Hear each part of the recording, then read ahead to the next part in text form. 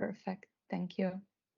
Well then, hi everyone, and welcome to today's lecture. As Karen just said, the event is being recorded, so please be mindful of this and consider whether and how you want to appear.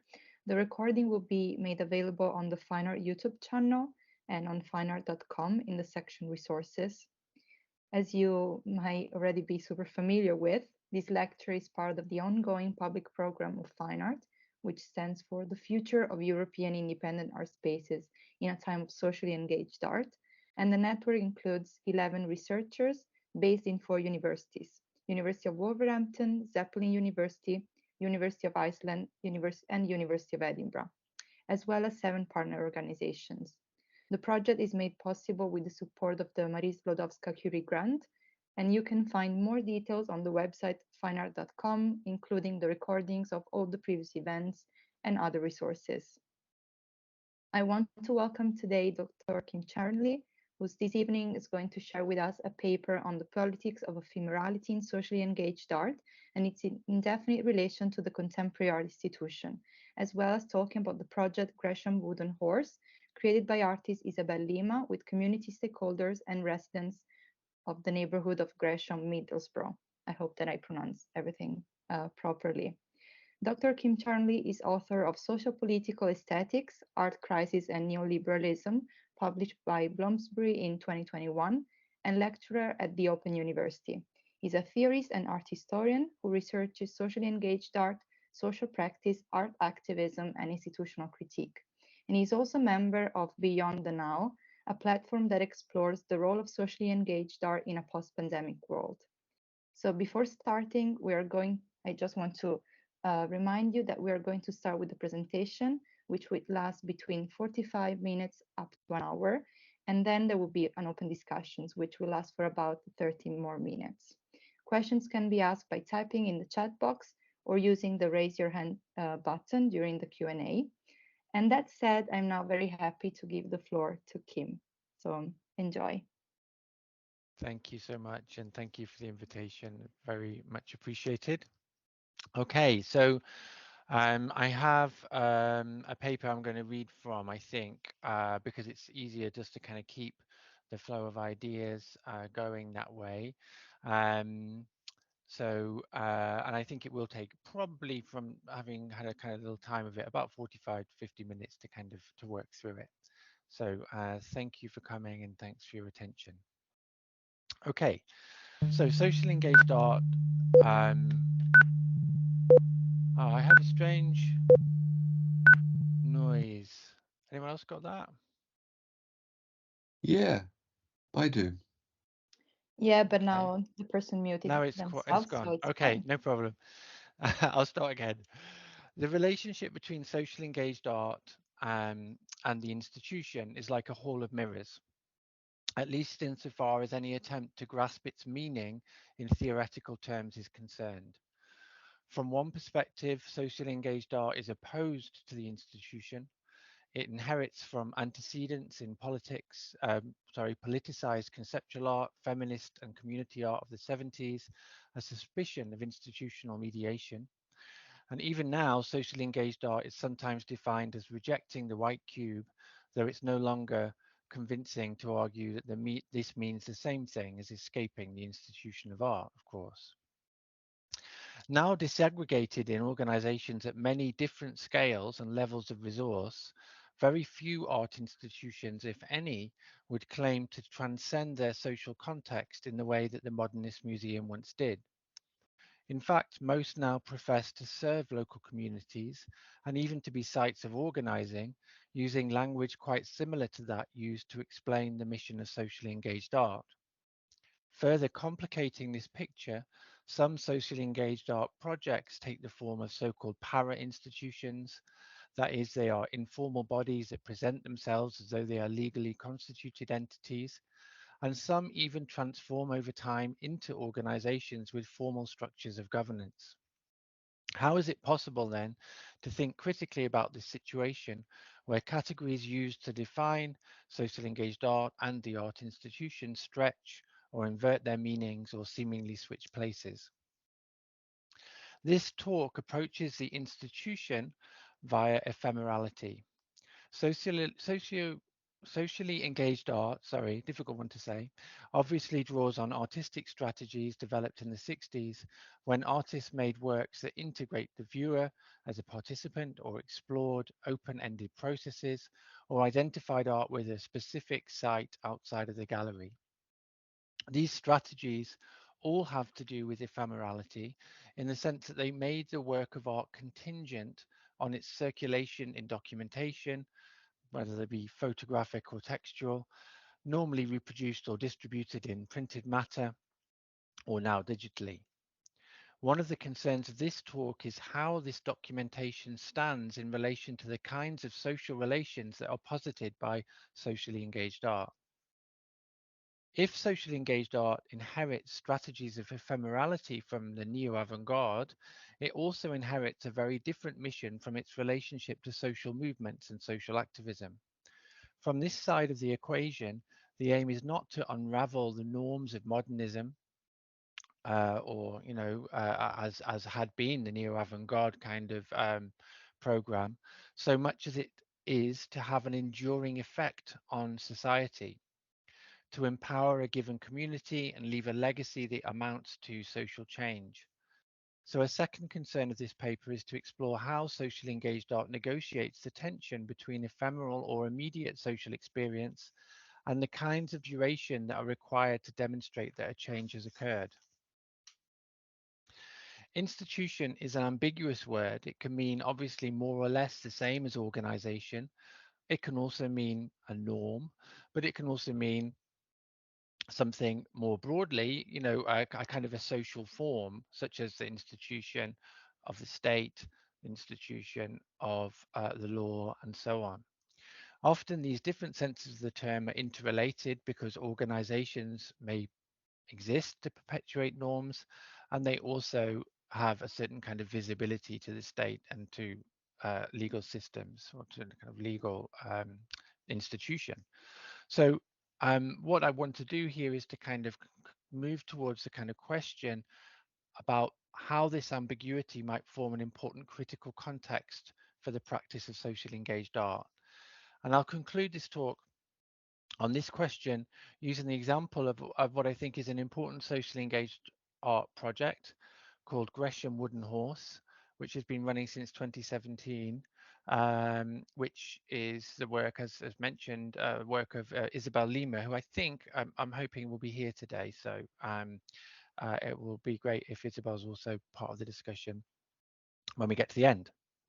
And Gresham Wooden Horse is an interesting work, I think, for many different reasons, but especially because it explores overlapping political and social crises in the UK.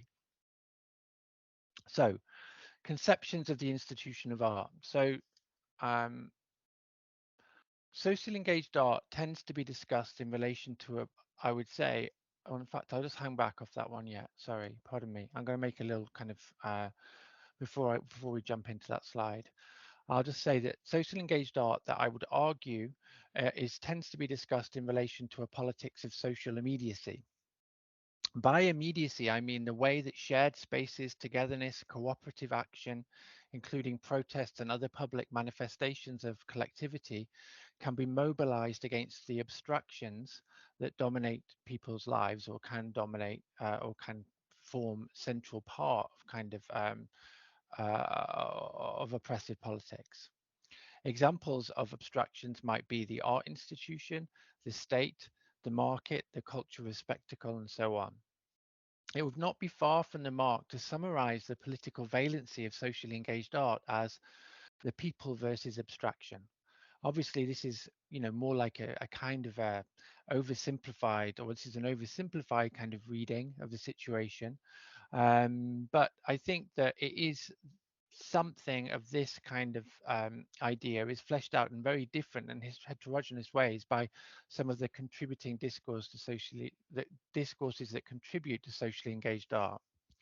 Socially engaged art debates synthesize elements of situationist theory, elements of the American pragmatist tradition, as well as activist and communitarian thought derived from traditions of Black liberation and feminism, among many other sources.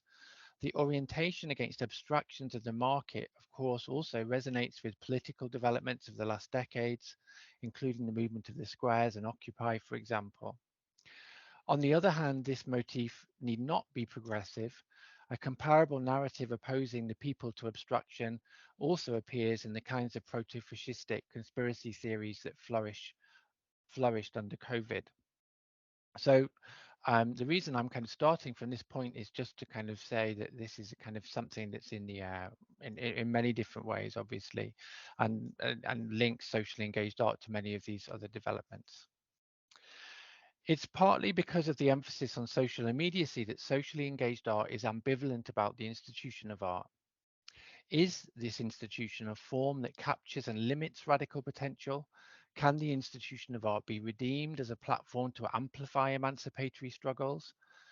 An example um, an example of the ambivalence towards the art institution that is found in socially engaged art is communicated in an entry in the Lexicon of Usership by the theorist Stephen Wright, which was published in 2013 under the umbrella of Art Utile, the project, as I'm sure everyone knows, that was launched by artist Tanya Bruguera in 2011 and developed as a museum of Art Utile subsequently or after 2013.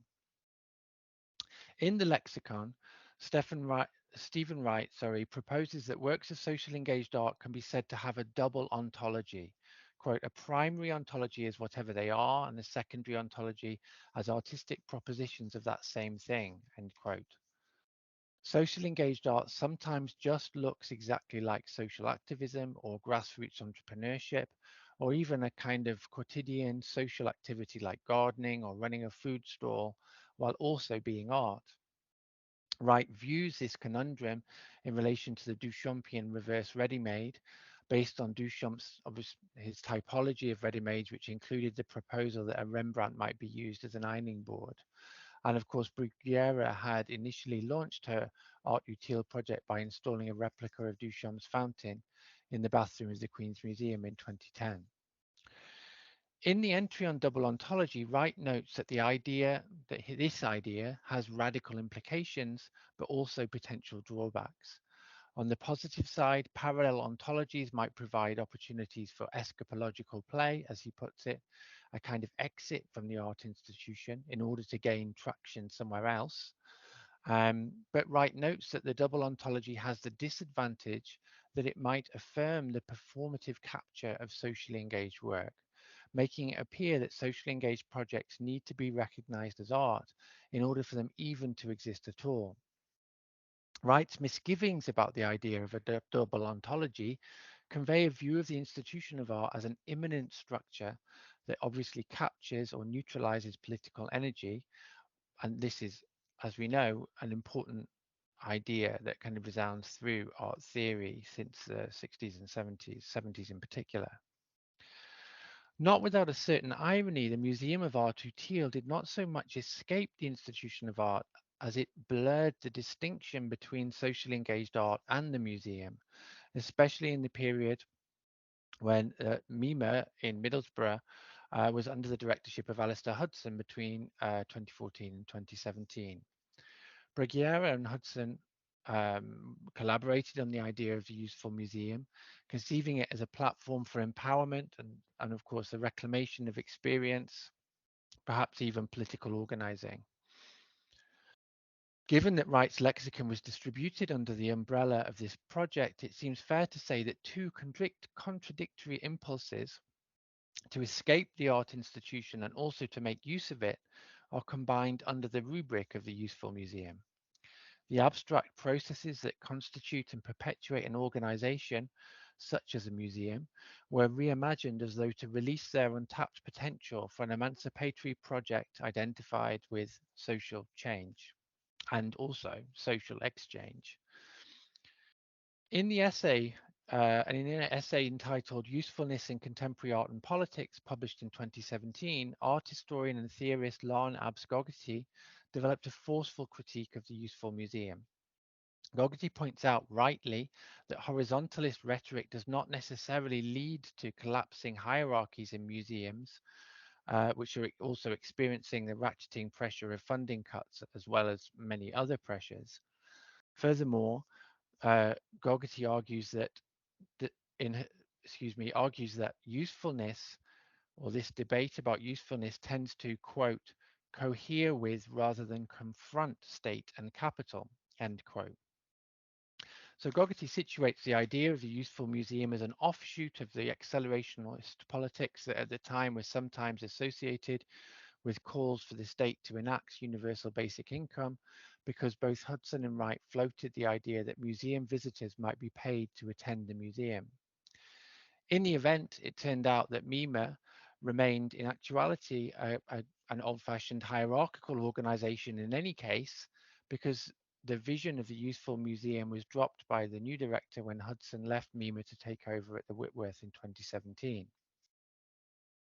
So for Gogarty, the useful museum and useful art only simulated a politics of social immediacy, while actually deepening identification with pernicious abstractions like citizenship, which, she argues, ultimately reinforces the institution of the state. The state obviously is an abstraction, quote, the coldest of all cold monsters, as Friedrich Nietzsche put it, and went on, quote, it even lies coldly and this lie crawls out of its mouth. I, the state, am the people. This is a lie, end quote. The state also has an ambivalent place in socially engaged art or in debates about it, as it does in left politics more generally. For some, the welfare state is a lost horizon to be reclaimed from neoliberal reform, but from another point of view, the state is an overarching institution that underwrites and perpetuates violence. Gogarty, rightly I think, sees the state as the means to impose cruel and inhumane distinction between people regarding their right to live in a certain place or not, a distinction which is enforced by increasingly violent border regimes. So a related critique of social engaged art is advanced by the theorist Marina Wishmit, who also argues that social engaged art superficially um, contains upbeat or portrays upbeat social relations which actually mediate and perpetuate a form of abstraction, this time of the market. Even though socially engaged art rarely has any direct relationship to the art market, socially engaged art has often been incorporated into property speculation, of course. And Wishmit argues that much socially engaged art views empowerment through the lens provided by social entrepreneurship. Thus, it can be said to represent capitalist enterprise as a solution to social deprivation, when in actual fact the conditions demanded and perpetuated by capital accumulation cause wealth inequality and social decay. So I make reference to Gogarty and Wishmit here because they advance two of the most challenging critiques um, of socially engaged art, even though they tend not to engage with this practice in a very charitable way. Both these critiques demonstrate that a question about the relationship between socially engaged art and the institution opens out into one about the way that socially engaged art, because of its various ambiguities, mediates wider institutions, in this case, those of the state and the market. Even though I do not think that the characterization of socially engaged art that Gogarty and Wishmit arrive at is a fair one, I think that they are right that it is necessary to explore critically the relationship between socially engaged art and abstraction. So in Marxist social and economic theory, capitalist society is defined by its relationship to abstraction. As Alberto Toscano summarizes, capitalist society, quote, is, quote, really driven by abstract entities traversed by powers of abstraction, end quote. The Marxist debate on social and real abstraction is obviously a complex one, and I do not have space to unpack its key kind of lines of inquiry here. But it's clear enough, I hope, that the state, the market, and the legal system might be thought of as abstract forms, social forms, that nonetheless have real effects. And equally, that these kinds of abstract social forms are sometimes described as institutions. Evidently, these three institutions are not abstract in quite the same way as an organization can be. Their organizations are also constituted so that they are visible to and can interact with state, market, and the legal system. Also, Formally constituted social institutions do depend on impersonal forms of abstraction. For example, philosopher John R. Searle has argued that institutional facts, and he kind of tries to ground these in philosophy of language, or in in linguistic analysis of kind of linguistic statements, types of linguistic statement. He argues that institutional facts provide a kind of deontic force that provide individuals with desire-independent reasons for coordinating their action, whether enthusiastically or not. Now, obviously, it's fundamentally a political question whether this feature of institutions can be mobilized to resist oppression or whether it must always amplify it. On the one hand, the institution of art can be evoked as a regime of capture, as it is by right, and in which case it makes sense to escape it. But as we've also seen, it's also possible to see the art institution as a platform that can be contested from within and perhaps repurposed to more radical ends, a view that is obviously now often advanced by art professionals. A third option is that the art institution mediates the market directly because it is a social form carried and reproduced by artists themselves. This view is summarized in a pithy way by Marina Wishmit and Kirsten Schleipmeyer in the book Reproducing Autonomy, where they write, quote, the self-form of art within neoliberal societies, though elements exist in the older or modern conception of the genius as well, is the entrepreneurial artist who reproduces the institution of art in the act of reproducing herself as an artist. Wishmit's exploration, end quote, sorry.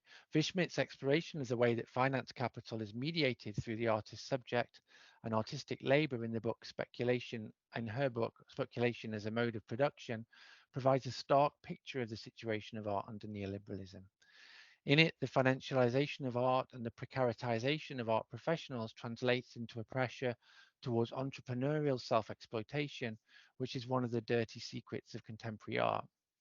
The same issue has obviously been explored and theorized by activist artists and curators, including Gregory Chalette as Dark Matter, and most recently by Kuba Schrader in his writings on the artist Projectaria. Even so, I want to push back against Wishmit's diagnosis by placing more emphasis on mediation, that is, by arguing that the situation is more complex than one where artistic subjectivity can be taken as a cell form of the institution. Not least of the complexities of mediation are the overlapping roles that comprise the art institution, including artist, critic, curator, administrator, academic, and so on, but also the ambiguous ways in which socially engaged art is documented and circulated in art criticism and also in exhibitions. This brings me to the subject of ephemerality. So, ephemerality and documentation.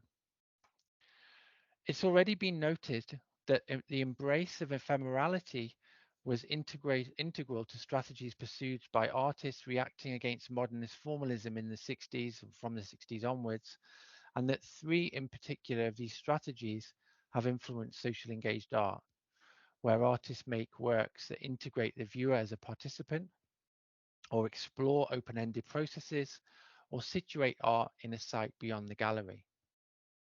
As with site-specific art and most performance art, information about socially engaged art often circulates in the form of documentation, though in principle, there's a key difference in the sense that socially engaged art cannot normally be reenacted, so it differs from performance in this key respect, or many performances. Socially engaged art is typically understood as an art of social immediacy, and for this reason, its documentation is strikingly inaccessible. The participants in a work of socially engaged art do not include those who only read about it in art criticism or see documentation in an exhibition. I think that this creates a particularly opaque and enigmatic existence for socially engaged art within the institution. I'll illustrate this point. Oh yeah, that's a kind of from the R2Teal site, we'll come back to that. I'll illustrate this point using an example drawn from the catalogue for Living as Form Socially Engaged Art from 1991 to 2011, an exhibition curated by Nathan Thompson in 2011, at the former Fulton Market on the Lower East Side of Manhattan, which I'm sure everyone's familiar with. In a format that has since become quite familiar, the catalogue for the exhibition contained an inventory of projects, normally illustrated by an image and a few paragraphs of description. Entries include projects conceived as works of relational art or experimental theatre, alongside activist projects and some community institutions. In the essay accompanying the exhibition, Thompson made clear that living as form proposes that we have reached a historic moment where the difference between artistic and social form is radically undecidable. The title also obviously consciously refers back to the 1969 exhibition of conceptualism, Art Pavera and Minimalism, curated by Harold Zeman at Kunsthalle Bern, When Attitudes Become Form. So I include pages 148 to 150 of the catalogue because it demonstrates quite well the heterogeneity of projects included, if project is the right word for all of them, which are afforded a kind of equivalence by the regularity of the design. The images on the left from the celebrations in Harlem on election night in 2008 give a sense of the spontaneity of an outpouring of joy at the election of Barack Obama as the first Black president of the US. Alongside them are images of people getting together at a jam making event, a pot of jam and some makeshift instructions written on a piece of cardboard. Now, obviously, all of these images include semiotic cues that kind of evoke what I'm saying about social immediacy. They connote the personal, the collective, and spontaneous aspects of social experience rather than the impersonal dimension of social experience. It's normally assumed that this kind of social immediacy is the authentic location of the work of socially engaged art. It's ephemeral because it's identified often with public manifestations of a kind of collectivity in time. Equally, it contains the implication that a concrete change has taken place that was driven by people. At the same time, it's perhaps unsettling that such different kinds of social experiences can be grouped together as different manifestations of what Thompson calls, quote, living as form. Thompson's use of the term form allows these equivalencies to be drawn between, obviously, between quite different things. One moment, it allows an equivalence to be drawn between artistic materials and social experience, where he writes, quote, just as video, painting, and clay are types of forms, people coming together possesses forms as well, end quote. The next moment, the idea creates the dramatic possibility of the boundary between art and non-art collapsing under pressure of internal tensions. Quote, by introducing such a broad array of approaches, the tension nascent in contemporary art exacerbate to the point of rupture, end quote.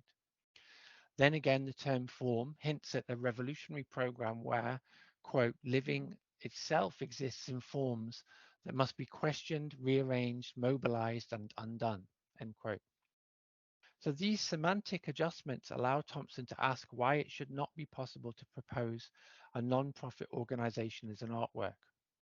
The example used is in Living and Form is Project Row Houses, as again, a very famous project now, a foundation that's based in the northern third ward of Houston in the US, which is historically a low-income African-American neighborhood.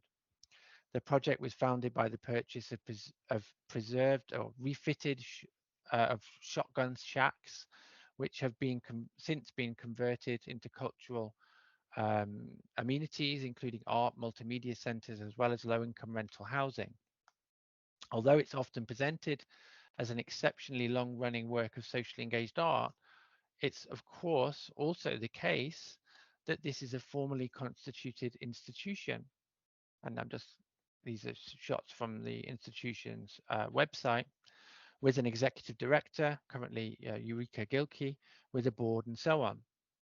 So the normal mode of presentation of the project is via photographs that emphasize its domestic scale, communal atmosphere, but in order to exist as long as it has and to perpetuate its actual work, Project Row Houses has taken on the character of an institution. So the philosopher Peter Osborne, in his book Crisis as Form, has recently name-checked I'll skip back before I go to there, has recently name-checked living as form as part of a tendency in the development of contemporary art, which he characterizes as, quote, the expansion to infinity of the field of possible artistic materials, end quote. Osborne's focus is on how this expansion in its reinvention of artistic autonomy plays an elusive game at the boundary between art and non-art, which mediates the distinctive kind of crisis underway in contemporary capitalist society.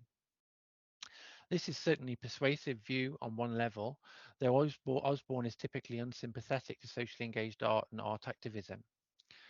Of interest is the way that the documentation of projects included in Living as Form tends towards a strikingly abstract presentation of social experience because of this interchangeability between the kind of projects or the kind of formalization using graphic design, even if it seemingly represents a development whose politics depend on immediate sociality. It is as though an attempt to repress abstraction in representation of moments of collective togetherness means that it kind of forces a vengeful return of abstraction as an implication of the opaque documentation, which reduces very different social situations to equivalent and interchangeable units.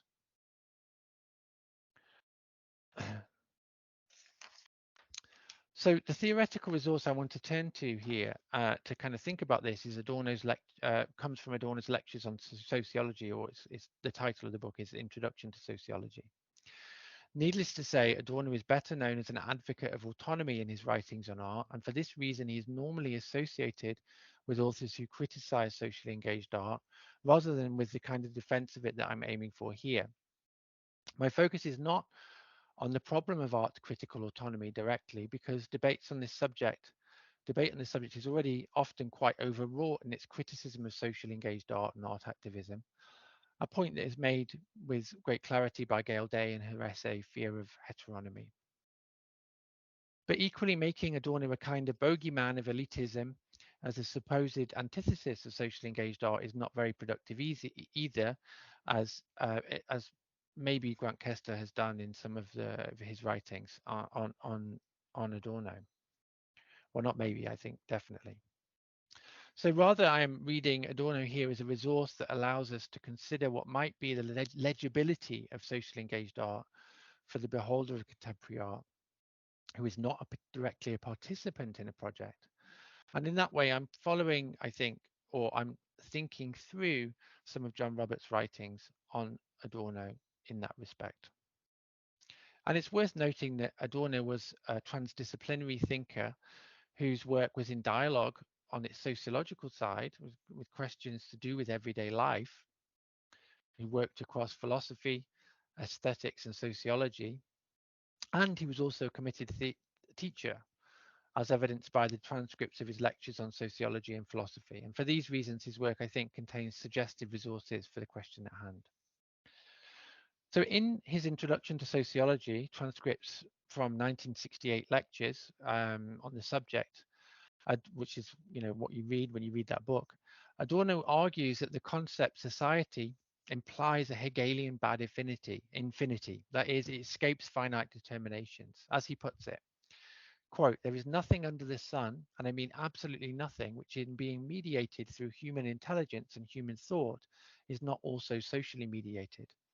Intelligence and thought are imbued with the history of the whole species, and one may also say with the whole of society.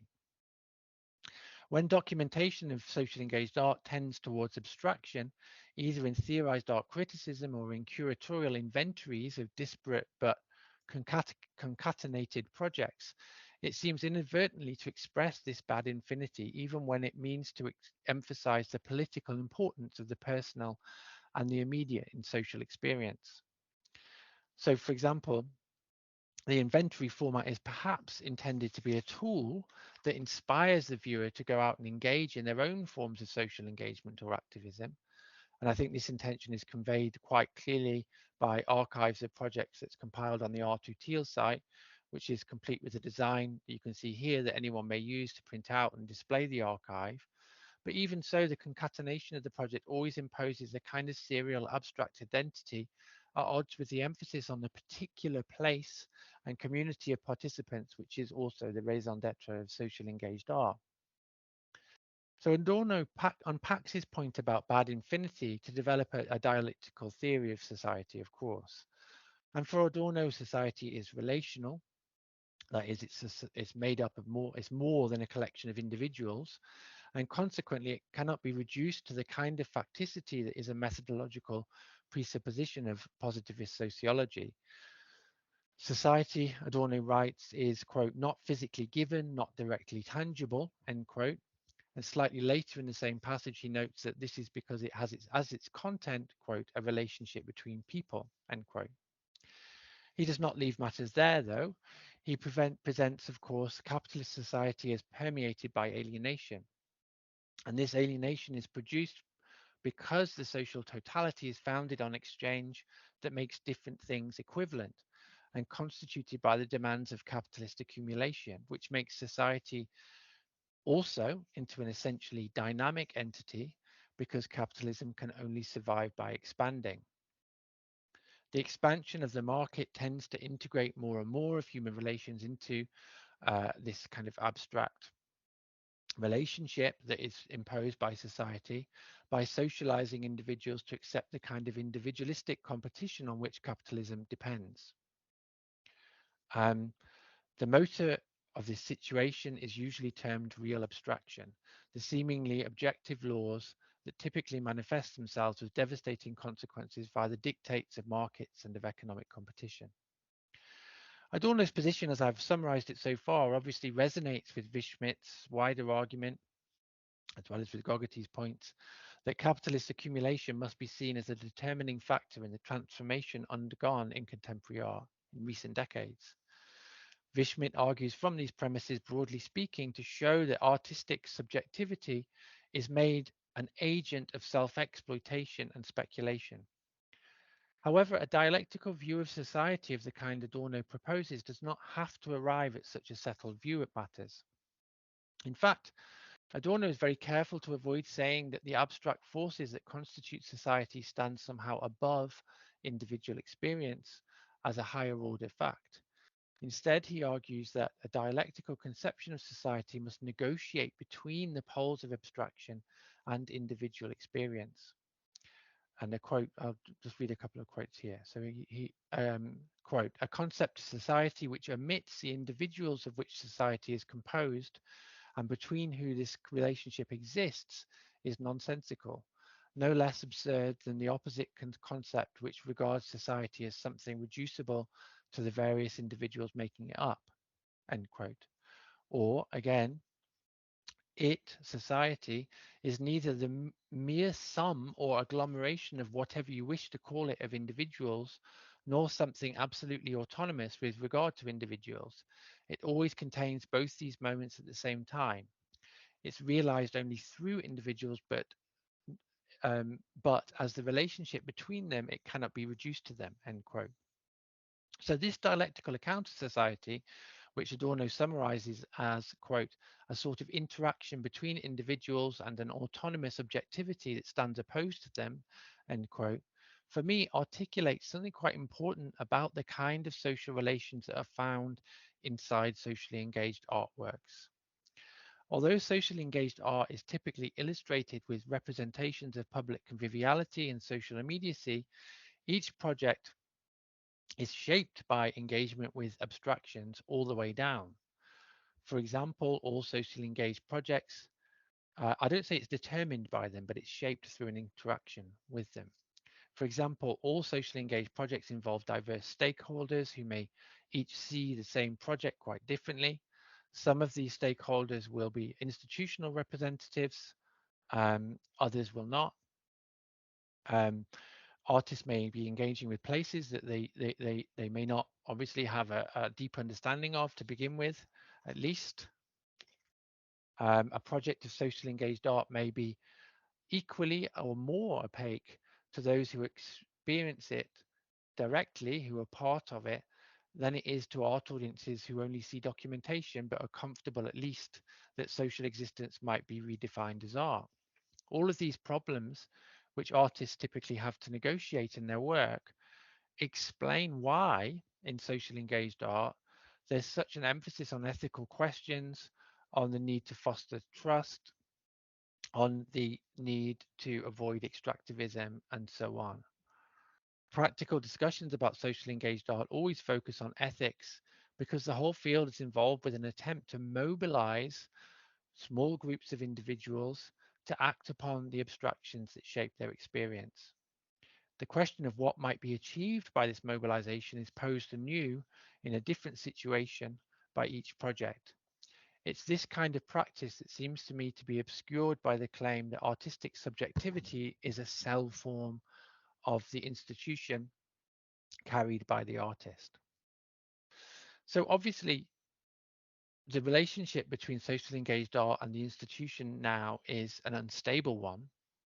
And it's not surprising that socially engaged art communicates an ambiguous position in regard to the institution of art, because institutions surely do play a part in securing social and political change, or have done historically. On the other hand, it's obviously also true that abstractions can mediate forms of actual and symbolic violence.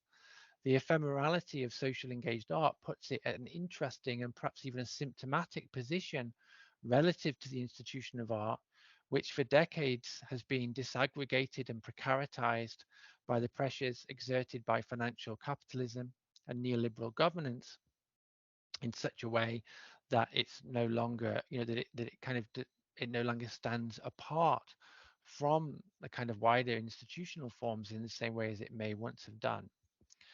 Vishmit and Gogarty lucidly identify the pressures at work in this context. However, it's important to note that socially engaged art can mobilize collective agencies to resist the effects of abstraction, or even to try to mobilize forms of social abstraction in a specific location. And to illustrate what I mean by this, I'm just going to now move on to talk a bit about a project called Gresham Wooden Horse by Isabel Lima. And I think Isabel's here. So, well, I hope she is. So again, Isabel will be able to correct me if I get anything wrong here, and also, kind of um, state a different view if my interpretation perhaps differs from hers of the work here. So to illustrate what I mean, I now turn to Gresham Wooden Horse. So this is a project that involved, it's a long running socially engaged art project from 2017, still going now, in a borough of, or in a neighborhood of Middlesbrough called Gresham, which is, according to the Index of Multiple Deprivation, figures as one of the 1% most deprived areas in the UK. A point I want to emphasize here is that I know about this Lima's project from an exhibition which included the information about Gresham that I just mentioned, as well as extensive photographic documentation of different phases of the project, including video interviews with some institutional representatives in Gresham, testimony of some of the participants, and artifacts related to the project, like plans of the wooden horse that's made as part of the project, as you'll see in a second, as well as objects made from the wood recycled from the horse. So the exhibition also includes a good deal of Lima's writing, including her careful research into the character of Gresham as a site. So the name of the project relates to, or draws its name from, a procession of this wooden horse that took place on the 24th of September in 2017. But it includes a much more layered account of the place, which I'll kind of pass on here or summarize from Lima's writings. So although Gresham Wooden Horse is here considered via an exhibition format, one that is usually said to connote the problematic power relations of the art institution, this mode of display actually makes available questions about the relationship between socially engaged art and the abstractions that shape experience of residents of Gresham. So I'll summarize Lima's research, as I said, sorry. The residents who became involved in Gresham Wooden Horse included people waiting for their asylum status to be determined, housed in temporary accommodation, owned and run by a property development company called Jomast. Lima notes that in 2015, Jomast housed around 1,000 people seeking asylum as subcontractors for a company called G4S. People waiting for asylum claims to be processed in the UK are forbidden from working. The UK government's dispersal policy was used to reduce the cost of the asylum policy and supposedly to reduce pressure on public services, or to distribute it more proportionately, rather than asylum seekers being focused in large cities like London, which led to many asylum seekers being decanted to places where housing could be procured at lower cost. Lima shows that properties in Gresham were acquired by Joe Mast at depressed prices because in 2005 the area had been earmarked for redevelopment by the mayor of Middlesbrough, Ray Mallon. Mallon had described the area as a cancer, and 1,500 houses were due to be demolished to make way for new developments as part of a scheme called the HMRI, or Housing Market Renewal Initiative. Although some of the demolition did indeed take place, the funds for redevelopments dried up after the 2008 market crash. This meant that for years Gresham properties were boarded up and property prices suppressed because it was unclear what would eventually happen in the area. The scheme for redevelopment was eventually dropped in 2013. This research, Lima's research, demonstrates very clearly how the real abstraction of the market interacts with urban environments in different ways, depending on their proximity to the concentration of capital. Whereas property speculation in large global cities is typically associated with strategies used to inflate property prices, this dynamic does not necessarily operate in exactly the same way in post-industrial towns like Middlesbrough, where housing prices are not pumped up, by an influx of people cashing in on the difference in property values between regional towns and larger cities, which is quite common in the UK. I think it also shows that the relationship between art and gentrification very much depends on location. In global cities where artists and capital congregate, the relationship between art and gentrification seems to be very clear, but in regional post-industrial towns of less interest to property speculators, the situation is not so clear. So the symbol of the wooden horse was selected by Lima in part because of its ambiguity. As an image of subversion, it's famous especially because Lucy Lepard used it to evoke the relationship between activist art and the institution. But the wooden horse also evokes fears of migration as a threat and invasion. For participants in the project, the symbol was supposed to be ambiguous enough to support diverse meanings, simply as a fabricated monument that testified to visibility for those whose individuality is recognized because of the unrecognized, because of the border regime of the state, for example. Or for other residents, a symbol of visibility that pushes back against the negative stereotypes of the area as lawless and chaotic. I'm interspersing here some photographs from the show itself, which just kind of indicate how some of the documentation was included, alongside some photographs from the kind of fabrication of the wooden horse.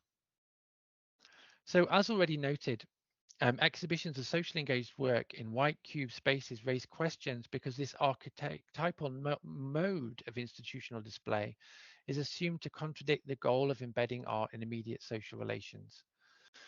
Developments like Art Utile have altered this dynamic, typically by reimagining the institution as a platform where imminent social exchange and praxis under the rubric of use might be amplified. Lima's use of this exhibition form is slightly different, I think, because it allows reflection on the way that participants in the Gresham Wooden Horse project were required to negotiate with abstractions, with various kinds of institutional mediation, including the mediation of the project status as art. For example, Lima documents that the residents of Gresham building the horse were paid small amounts, but this meant finding a way around the prohibition on people awaiting formalized asylum status not being allowed to work, as well as people on benefits in the UK, often being disincentivized from working because small sums they earn are deducted from state provision. Also, the construction of the wooden horse ran into health and safety legislation at MIMA, which meant that participants were not allowed to use power tools, but rather were only allowed to assemble prefabricated sections. Although initially given permission to house the project or to for, excuse me, I've just kind of lost my place here. 2 seconds. To house the monument in the center of Gresham, this permission was subsequently rescinded by the council, who were only willing to allow it to stay for 2 weeks. And I think, as I understand it, again, this decision was taken ostensibly, or its excuse for the change of decision was on the grounds of safety. Lima subsequently reformulated the project to become a set of public allotments in the area in Gresham, cleared by the stalled redevelopment. In this phase of the project, the community allotment was used to draw attention to the historic example of a settlement house, a Victorian institution for community redevelopment, which had existed in Gresham. Once again, permission was initially granted by the council, but then rescinded. Material for the horse was from the wooden horse was to be used for the allotments and eventually became part of a mobile trolley that was conceived as carrying seeds for residents to use in the project of greening the area. Returning briefly to Adorno's account of society, it's relevant that he argued, I think, that society is a kind of abstraction that's normally experienced at the level of the individual by the individual as pain or frustration. He substantiates the point by referring to attempts at the institutional reform of education in Germany in the 1960s and the experience of beating one's head against a brick wall to get even minor changes to give a more honest view of the balance of power between capital, workers, and the state within the kind of educational system. The wider point is that, of course, that abstractions do not act upon our experience as ideas, but as tangible obstacles, blockages with real-world consequences. This is an issue that's powerfully communicated by Lima's documentation of her work through a continuous, serious reflection on, on the kind of negotiation of institutional and other kinds of obstacles, but also on the ethical implications of socially engaged practice. So the Gresham Wooden Horse project continues now as one that works with other community organizations in Gresham to develop arts-based consultation and ownership around a neighborhood plan, a legal vehicle that is available in the UK as part of a localism agenda intended to give urban residents more direct control over the kinds of development that can take place where they live. In this case, on the site in Gresham that was cleared for redevelopment. Lima notes that because of the way neighborhood plans are defined in law in the UK, in such a way that contributors to a neighborhood plan need only be residents to work within the consultation. They are defined in such a way that residents can be part of the consultation and oversight of a given development process. And this definition of eligibility around residency means that this democratic formula is not required to take account of questions to do with full citizenship, for example, or the right to vote.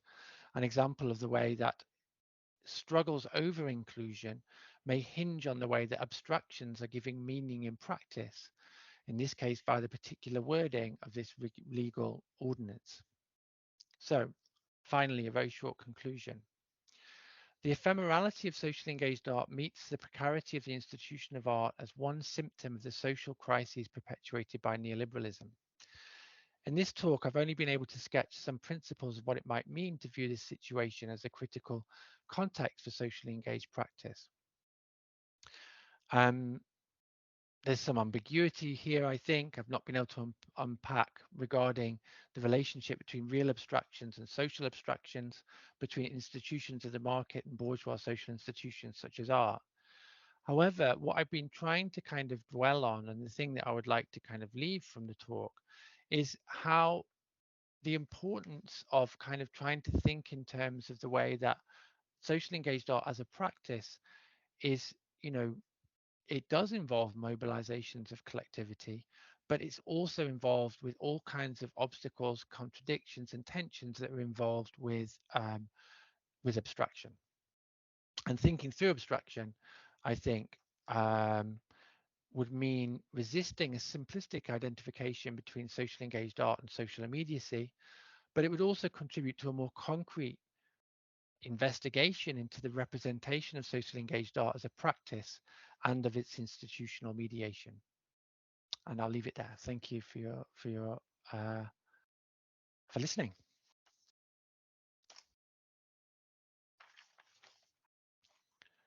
Well, thank Karen. you. Thank you, Kim. There is already one question. So I just want to tell everyone that we're opening the floor for questions, and to remind you that you can either raise your hand or type them in the chat. And I will start immediately by asking Karen. But just before, Kim, if you don't mind stopping sharing your screen so we can all maybe see each other. Yes, of course. Yeah. Group. There we go. And I also want to follow Kim in inviting Isabel Lima if she wants to take part in the conversation, if she feels like it. So please, Karen. Yes, sorry, I wanted to clap and say thank you, but now I raised my hand. Now it's too late, yeah. No but thank you for your great lectures. It was really interesting because A.L.B. Murphy and Aidan O'Brien, when they had the lecture, they also brought the same example of the wooden horse. Yes, I realized. I talked to Anya the other day. Yeah, that's really cool that we see it from different perspectives. Yeah. And I think it's an amazing example because, as I would call it, it's a kind of example which takes on different states of aggregation, because it's on the one hand, it's this activist performative process involving the people on site. And on the other hand, it's this exhibition, which seems to be a very, very nice exhibition and which also documentates it very well. And so far, it kind of overcomes the problem of reperforming or reenacting a socially engaged process in the gallery space. So I think, therefore, this example is a very specific one because it has these two ways of how it performs. And but my question would be, because we were talking about the precarity of the institution, I was not quite clear because at the beginning of the lecture you also talked about there are very different formats of institutions, established ones and those which work on a very precarious basis. Yeah. So therefore my question would be, why did you generalize it in a way at the end of your lecture and brought it to, and related it also to the precariousness of the ephemerality of the performance or the way of the enactment of socially engaged art. So I didn't get it, I think. No, that's fine. I mean, I can see. Yeah. No, thank you, Karen. It's a good question, and I can see how that would be ambiguous. I think that what I'm kind of saying is that what I'm trying to kind of unpack is that, socially engaged art always involves a kind of interesting prohibition against the participation of those who were not directly involved in the project. And in that regard, it's quite different to some elements, some other kind of strategies that derive from the neo-avant-garde, say, for example, like event scores, which have a way of circulating that kind of incorporates anyone who encounters the documentation of the project or potentially does. And I think that prohibition seems to me to be quite interesting in the way that it kind of generates this division between, the social relations that exist within the project you know, which are quite opaque from outside of them, and then the social relations that might exist in the institutional space in which this thing circulates, as this project circulates as a kind of a, in its, to use Wright's convenient kind of way of talking about it, as part of its double ontology.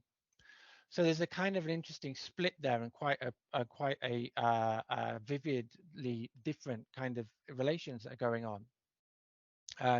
That are sort of carried by the documentation of the work to some degree. So the reason that I kind of tried to tie that back in is to just try and kind of think, well, you know, why, I suppose this unstated kind of point there, well, why has this stuff become so central to many artistic debates over the last 20 years? And it's only really since, and something I wasn't able to explore, but an argument or to kind of unpack, really arguably this problem for socially engaged art, or this kind of interesting double ontology, didn't really exist before socially engaged art became something that was seen as arguably, you know, or certainly kind of very present within mainstream institutional debates. If you look back at the way people were talking about activist art, socially engaged art in the 70s, I think it was more often understood, its ephemerality was more often understood as part of a kind of alternative or countercultural kind of network that seemed to exist at that time, which was present to people. So there was no sense in which, you know, they, you know, or, and you know, arguably was also quite invisible within the mainstream institution. But now within the mainstream institution, you know, these kinds of ideas of ephemeral socially engaged practice are no longer invisible. They're arguably quite salient. And so the kind of transition or the incorporation of these sorts of ideas are, you know, is one of the kind of premises or kind of historical premises that I'm trying to kind of work with here.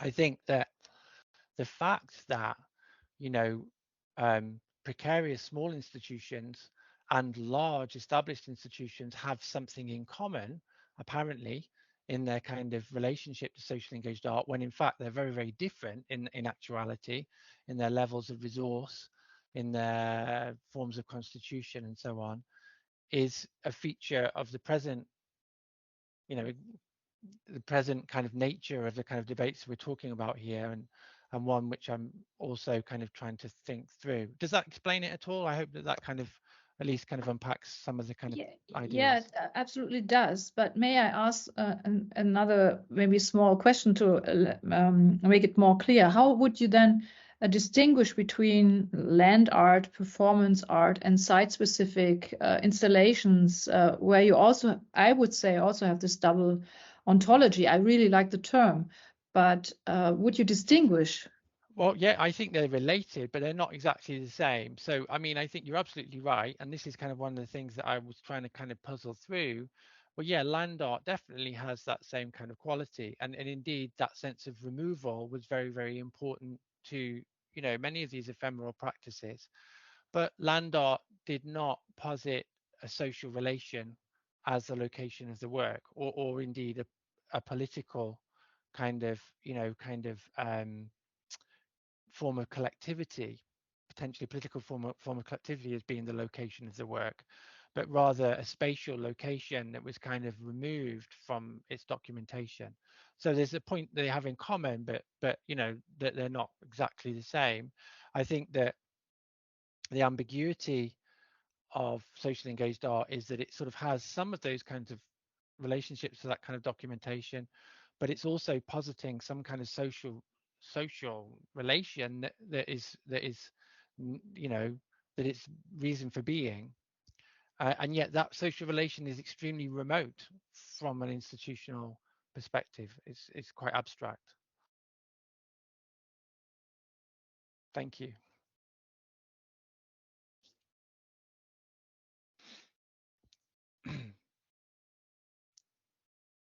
John, would you like to ask your question?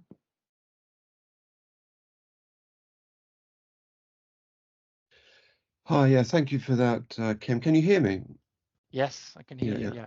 Good. There are a few things, but I may not be able to get through them all.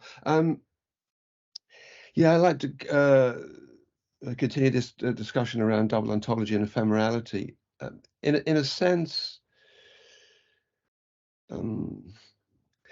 there are no exits for art from art. Insofar as a true exit of art from art would mean that art disappears from the category of art. So one can imagine, say,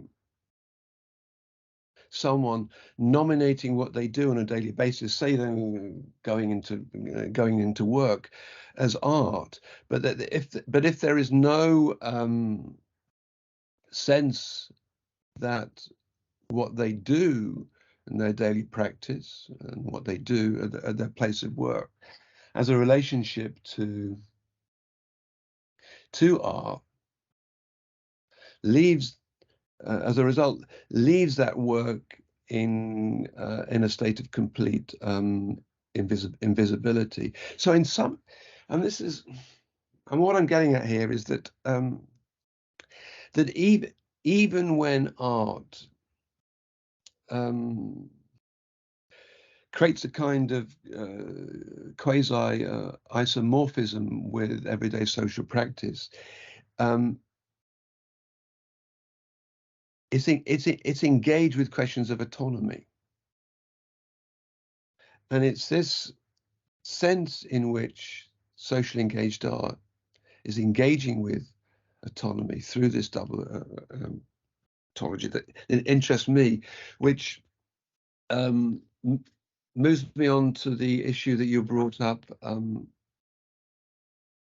before. You said that apropos Adorno, that that society is not immediately transparent or immediate to itself, and there's a sense in which socially engaged art is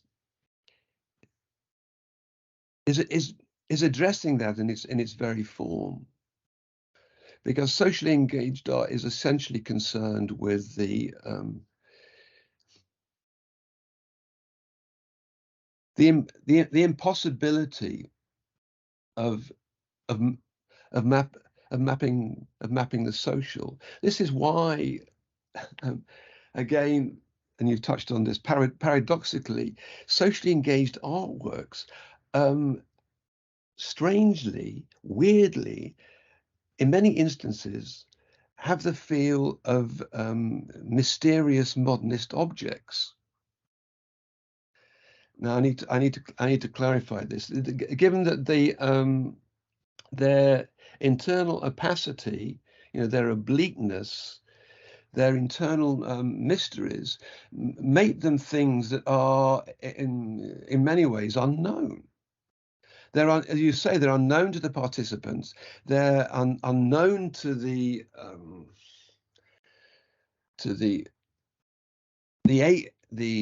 artistic agents who are involved in the project, and they're unknown to those who come to the work through secondary forms of documentation, because these secondary forms of documentation clearly have little or no bearing upon the affective and existential and conflictive realities of the work itself.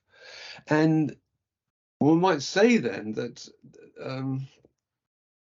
all these problems around opacity and obliqueness are intimately connected to this impossibility of art's exit from art. Anyway, I'll leave it there. There's a lot in there.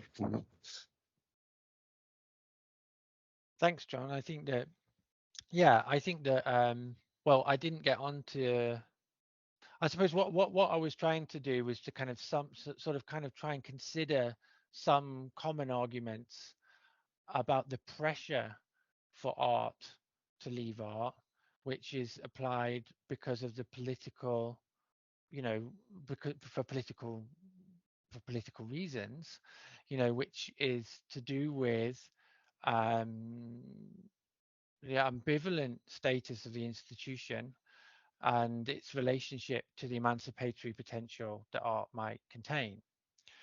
So that's why, I was just trying to kind of summarize some of those arguments, which I think are obviously really, really important in debates about socially engaged art, but also more broadly about art, of course, art and politics and institutional critique and all these sorts of things. I don't think I would disagree with anything you said at all. And I think that, I suppose what I was trying to consider or negotiate was a pass through or just the way that thinking about these projects from talking, what I don't want to do, let me say this, I don't want to kind of give the impression that what I'm saying is that somehow socially engaged art does something that's not real, because I really do think it does something that is really experienced, that is kind of part of a genuine practice that I think can have really real consequences. And unprecedented. I think you kind of stressed that unprecedented and extraordinarily innovative in various kinds of ways. Yeah. But these questions of innovation and unprecedentedness have very little to do with the self-descriptions that are employed by many socially engaged artists. I think that socially engaged art is doing something very different to what socially engaged artists and their collaborators believe that they are doing. I'd put it that way. That might be the case sometimes, but it's operating on different levels. I think that's what I would say, because I wouldn't want to quite say that, because I would, because it's hard to generalize, because we're talking about something that's quite opaque. Sure.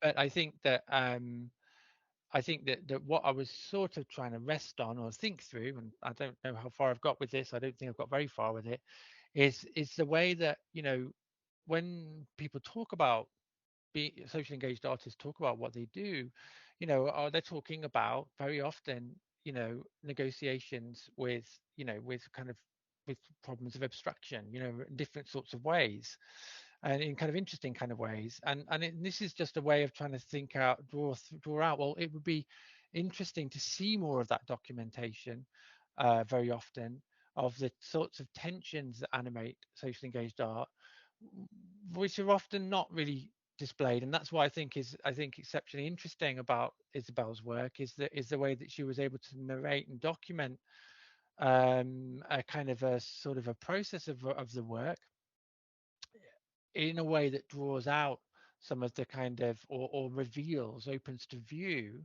through documentation, through documentation, some of the kind of ways that the amazingly weirdly stratified ways that abstraction, the real abstractions and different kinds of abstraction have actually shaped a particular social situation in Gresham, all the way down from the 2008 crash through to the present, and through to the types of border regimes that kind of operating within that space, its relationship to the state, and all those kinds of questions. Extremely rich. In response to what you just said, I would say that socially engaged art is largely concerned with modes of theatre rather than the escape from the capture of abstraction. And I think we do share. I think we do share something around this issue. I think what's interesting, or what is innovative and unprecedented about socially engaged art, is the way that it works through abstraction, not the way that it exits it, or through participatory immediacy. I agree with that. I wasn't suggesting that I think it can exit. It's definitely the working through that is what I was trying to drive at. Yeah. Okay. I'll leave somebody else to contribute to the debate now. Yeah, I would like to encourage anyone to ask any type of questions, even if they don't necessarily go into this direction that the conversation is going. And maybe in the meantime, I was thinking of, because you've been talking about the way the projects circulate, and this tension between the ephemerality and the documentation. And then I was also thinking about the other institutions, or not necessarily art institutions, but like funding bodies or public institutions, and how socially engaged practices, social practices, are required to be translated into reports and legal documents. And what can be then the tension between the ephemerality and the necessity also to stay ephemeral, and the way in which they can translate themselves into these modes. Also for a matter of leverage, because when we think of longer term projects, you need to prove something when you, especially when you turn into an art or para institution. Yeah, I think that's a really, really good point, Fabiola, and I think that that's absolutely one of the key ways that, you know, as that artists working in this field are, you know, are negotiating really interesting kind of problems of defining this kind of opaque thing, redefining it, you know, strategically, in order to, this opaque thing, I mean social relations or whatever the project is, redefining it in order to, and that's part of the obviously the work of actually creating some space, and you know, and it's certainly